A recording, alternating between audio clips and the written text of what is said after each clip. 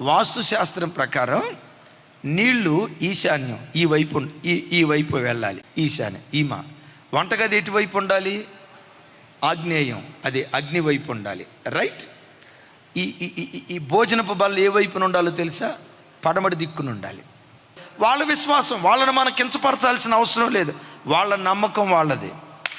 క్రీస్తులోకి వచ్చిన తర్వాత క్రైస్తవుడికి వాస్తు లేదు. ఒక ఆయన ఏమన్నాడు తెలుసా? ఊరుకోండి పాస్టర్ గారు, ప్రత్యక్ష గుడారంలోనే వాస్తుందండి, ప్రత్యక్ష గుడారం కూడా వాస్తు ప్రకారమే కట్టాడండి అన్నాడు. కొసమెరిపి ఇంకొక మాట కూడా ఏమన్నాడు తెలుసా?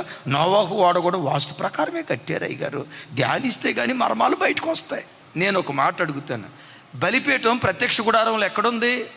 ఆగ్నేయ దిక్కులో ఉందా? ఈశాన్యపు దిక్కులో ఉందా? ఇటు నీళ్లు ప్రవహించాలంటే అక్కడ పెట్టాడు దేవుడు బలిపీఠం. వాస్తుంది అక్కడ లేదు. గంగాళం ఎక్కడ ఉండాలి లెక్కన? ఇంకొక మాట, ప్రత్యక్ష గుడారంలో డైనింగ్ టేబుల్ ఉందా లేదా? అదే భోజనపు బల్ల సార్, సముఖపు రొట్టెల బల్ల పేరుస్తారు కదా. సముఖపు రొట్టెల బల్ల వాస్తవంగా వాస్తు ప్రకారం పడమట వైపున ఉండాలి. ఎక్కడ ఎటుందో తెలుసా? ఉత్తరం వైపు ఉంది. ఇప్పుడు చెప్పండి, ప్రత్యక్ష గుడారంలో వాస్తుందా? ప్రత్యక్ష గుడారంలో కాదు, క్రీస్తులో ఉన్నవాడికి వాస్తు లేదు. ఒకవేళ వాస్తును పాటించావా, విగ్రహ సంబంధమైన ఆచారాలు నువ్వు పాటించినట్టే లెక్క.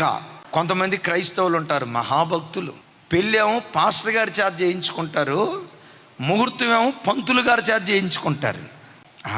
నేను ఇల్లు కొన్నప్పటి నుంచి కలిసి రాలేదంటే అప్పుడే ఆయన చెప్పాడు, వాస్తు బాగాలేదు సార్, మూలపూట వీధిపూట.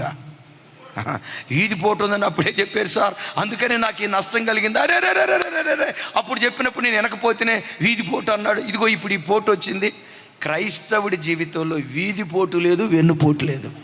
ఎప్పుడైనా 6వ నెల 6వ రోజు అన్నప్రాసనం చేయాలంట. ఆడేమో 666, ఈడేమో 666. మీరు ఎక్కడైనా చూడండి, చర్చిలో వాస్తు లేదు. బాత్రూమ్ ఎక్కడుంది? అక్కడ ఉంది. నీళ్ళు ఎక్కడున్నాయి? నీళ్ళు ఎక్కడ ఉండాలి? మీకు తెలియకపోతే సేవకురాలను వచ్చి అడగండి. ఆడపిల్ల జీవితంలో జరగాల్సిన కార్యక్రమం జరిగింది, ఏం చేయాలన్నయ్య? సాపేసి 7 రోజులు కూర్చోబెట్టాలి. ఎందుకు కూర్చోబెట్టాలి? అడగండి. అమ్మాయి గర్భవతి 7వ నెలలో ఏం చేస్తారు? చేయండి. క్రీస్తులో ఉన్నవాడికి వాస్తు లేదు. నేను ఒక్కటి చెప్తా, యేసయ్య నీతో ఉంటే ప్రతిరోజు నీకు పండగే, ప్రతిరోజు నీకు మంచి రోజే. యేసయ్యను కలిగి యేసయ్యతో కలిసి నువ్వు నడుచుకుంటూ వెళ్ళు. ఎడారిలో అడుగుపెట్టిన ఎడారి ఏదేనైపోతుంది అంతే. ఆమేన్.